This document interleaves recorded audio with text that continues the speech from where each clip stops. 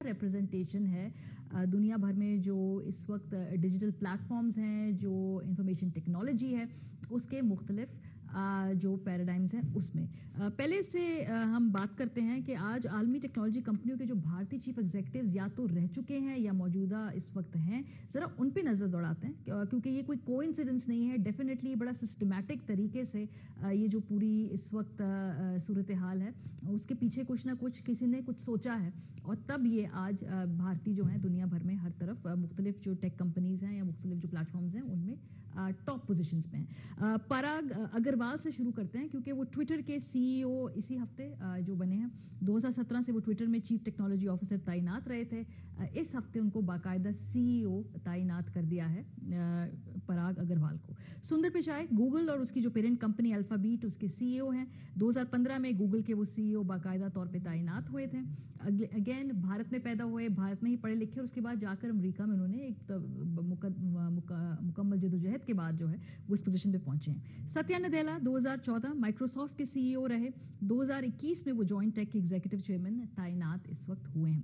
Arvind Krishna IBM के CEO हैं 2020 से। शंतानु नारायण 2007 से एडोब के सीईओ हैं। अंजलि सूद 2017 से वीडियो प्लेटफॉर्म जो वाइमियो है उसकी सीईओ हैं।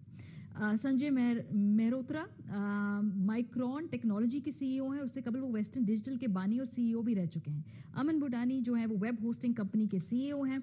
Nikesh Arora cyber security company जो है उसके सीईओ हैं।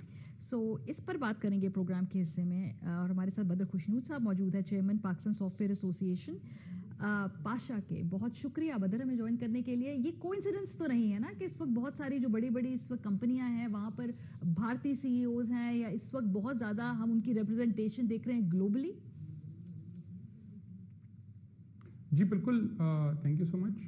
बिल्कुल आप सही फरमा रही हैं। बिल्कुल ये कोइंसिडेंस नहीं है। ये चीज़ बहुत सालों से, बल्कि मेरे हिसाब से हमारे हिसाब से तकरीबन पिछले 25-30 साल से प्लान्ड और ऑर्गेनाइज चल रही है।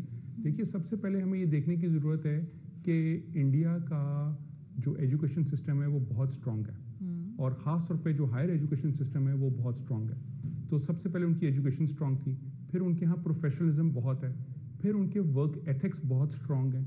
इन तीनों चीज़ों के साथ साथ जो उनको सबसे बड़ा बेनिफिट है कि वहाँ साइज़ बहुत है, बहुत ज़्यादा पॉपुलेशन है। अगर आप उस पॉपुलेशन के एंगल से देखें तो ये अभी एक बहुत थोड़ा प्रोपोर्शन है जो इस वक्त आप सीईओ लेवल पे देख रहे हैं या सी लेवल पे देख रहे हैं अमेरिका में। इसके अलावा अगर आप नोटिस करें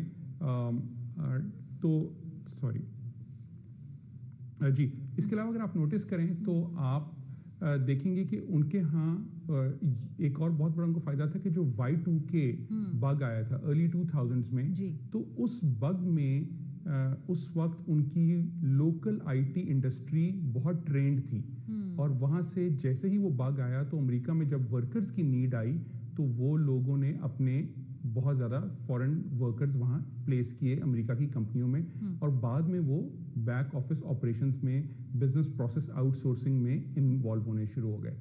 उसके बाद याद रखें हमारे यहाँ 9/11 का सिलसिला शुरू हुआ, हमारी कंट्री की पीआर ख़राब हुई, मगर उनके प्लेस्ड जो वहाँ टीम्स थी, जो वहाँ एम्प्लॉयज़ थे, वो लोग ग्रो करना शुरू हुए और आहिस्ता आहिस्ता वहीं पढ़ाई कर वो अब इस वक्त सी लेवल तक पहुंच गए। और हम इस चीज़ में कुछ तकरीबन 15-20 साल कम से कम पीछे हैं। अच्छा। मगर इसमें एक चीज़ ऐड करता चलूँ कि पाकिस्तान पीछे ज़रूर है मगर हम लीप फ्रॉग कर सकते हैं, हम बहुत जल्दी आगे जा सकते हैं अगर ये क्वेश्चन मेरा बिल्कुल यही मेरा अगला क्वेश्चन था। आपने कहा हम 10-15 साल पीछे, लेकिन आपने साथ ये भी कहा कि हम कैचअप कर सकते हैं, कैसे? जी बिल्कुल, हमें सबसे इंपॉर्टेंट जो है हमें इस वक्त अपनी एजुकेशन की क्वालिटी, खास तौर पे हायर एजुकेशन की क्वालिटी के स्टैंडर्ड को बहुत इंप्रूव करने की ज़रूरत है। हमारा ना सिर्फ करिकुलम आउटडेटेड है बल्कि हमारी फैकल्टी की रीट्रेनिंग और उनको दोबारा रिफ्रेश करने की बहुत ज़रूरत है बिकॉज टेक्नोलॉजी बहुत रैपिडली चेंज कर गई है। सो जो टेक्नोलॉजी में आपको लोगों को बहुत ज़्यादा अपग्रेडेशन करने की ज़रूरत है। तो फैकल्टी, हमारे स्टूडेंट्स और हमारे करिकुलम को ठीक करने की ज़रूरत है और उसमें थ्योरी के साथ साथ अप्लाइड साइड को लाने की ज़रूरत है। और इस वक्त हुकूमत पाकिस्तान इस तरफ काम कर रही है। वो बूट कैंप्स के नए प्रोग्राम आ रहे हैं और वो वफाकी और सूबाई सतह दोनों पर इस वक्त उनके बजट्स अप्रूव हो गए और अब वो इन चीज़ों की तरफ काम करें कि फ़ौरन से पहले बूट कैंप्स लाए जाएं ताकि हम फास्ट ट्रैक करके अपनी नेक्स्ट जनरेशन को जल्द अज जल्द वर्क फोर्स को ला सकें इसके अंदर। ये सवाल बहुत सारे लोग पूछते हैं और मैं भी आप you are the best person to address it कि जब ये टॉप पोजीशंस के ऊपर फॉर एग्जांपल अगर इस वक्त भारतीय बहुत ज़्यादा नज़र आते हैं, क्या ये असरअंदाज होते हैं किसी तरीके से पॉलिसी के ऊपर क्या या नहीं होते? ये वो एक प्रोफेशनल लेवल ही एक और है, इसलिए कोई फ़र्क नहीं पड़ता उससे।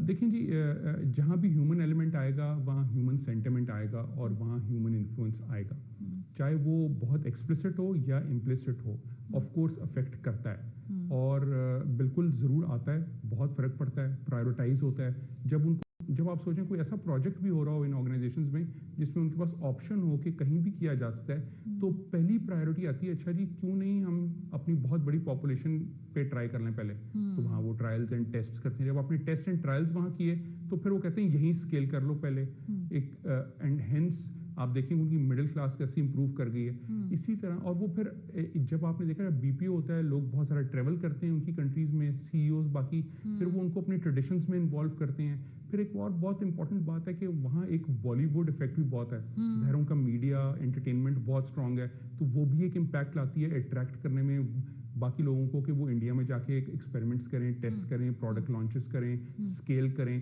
तो ऑफ कोर्स ये बिल्कुल फ़र्क पड़ता है और कई जगहों पे इंटेंशनली ज़रा ज़्यादा हो जाता है, but of course there is a certain degree of this influence. हाँ, सो बताइए, चूंकि आप बहुत क्लोजली काम करते हैं पाकिस्तानियों के साथ, टेक्स्ट जो यहाँ पे स्टार्टअप्स हैं वो भी आप देख रहे हैं, पोटेंशियल क्या है यहाँ पे? जो नौजवान लड़के लड़कियाँ हैं जिनका रुझान है आईटी की तरफ है, जिनका रुझान है इस तरफ जदीद टेक्नोलॉजी या डिजिटल जो भी प्लेटफॉर्म्स हैं उनकी तरफ, क्या पोटेंशियल है? देखिए, इनको 2 या 3 चीज़ों में बाइफरकेट कर लें। एक हैं फ्रीलांसर्स, ये वो लोग हैं जो अभी ग्रेजुएट कर रहे हैं या पढ़ाई कर रहे हैं और साथ साथ उन्होंने काम करना शुरू कर दिया है। इन लोगों को भी इनकरेज करने के लिए हुकूमत ने ई कॉमर्स पॉलिसी के साथ फ्रीलांसर्स की पॉलिसी अक्टूबर 2019 में बनाकर लॉन्च की और फिर स्टेट बैंक ने कुछ फैसिलिटेशंस की, जैसे पहले इनके पैसे आने की लिमिट महीने की $5,000 थी, अब $25,000 कर दी गई है तकरीबन 2 साल पहले। इस तरह की काफ़ी उनको मराहत मिल रही हैं और उसकी वजह से फ्रीलांसिंग में पाकिस्तान दुनिया में इस वक्त तीसरे और चौथे नंबर पर आ रहा है आईटी फ्रीलांसिंग में। एक ये कैटेगरी है। दूसरी कैटेगरी है जो इस्टेब्लिश्ड कंपनीज हैं, जिसकी हम पाशा एसोसिएशन है, पाकिस्तान सॉफ्टवेयर हाउसेज एसोसिएशन, हमारे कम से कम 1000 मेंबर हैं। हमारा अंदाज़ा है कि इस वक्त तकरीबन पाकिस्तान में 10 से 15,000 अप्रॉक्सीमेटली 12,000 कंपनियां हैं जो आईटी में काम कर रही हैं, डिफरेंट वर्टिकल्स में, डिफरेंट कैटेगरीज में। और इस कैटेगरी के अंदर जो काम हो रहा है ये फॉर्मल काम है और इसमें outsourcing, designing, programming, AI, machine learning, सारे कटिंग एज टेक्नोलॉजीज पर भी काम हो रहा है। सो ये एक कैटेगरी है। एक नई इवॉल्विंग कैटेगरी जो है वो स्टार्टअप्स की है जी। जो स्टार्टअप्स हैं और बाय द वे जो आईटी कंपनीज हैं, इसमें इंपॉर्टेंस ये है कि हमारा आईटी सर्विसेज की जो एक्सपोर्ट है वो तकरीबन 50% पिछले साल से ग्रो की है। हम पहले $1.2 बिलियन पे थे, अब हम $2.1 बिलियन पर चले गए। तो वो भी साइड ग्रो कर रही है और पाकिस्तान की इकोनॉमी को फायदा दे रही है, in addition to the local digital transformation. जो स्टार्टअप्स हैं, पिछले कुछ महीनों में तकरीबन $300 से $350 मिलियन की इन्वेस्टमेंट उनके अंदर आई है पाकिस्तान के अंदर। और ये कोई बहुत बड़ी क्वांटिटी या अमाउंट ऑफ स्टार्टअप्स नहीं है, मगर इसमें इसलिए आई है बिकॉज स्टेट बैंक ने कुछ अपनी रेगुलेशंस इंप्रूव किए हैं, एससीसीपी ने अपनी कुछ रेगुलेशंस इंप्रूव किए हैं और ये अब बिलियंस ऑफ डॉलर्स में जाएंगी इन्वेस्टमेंट्स।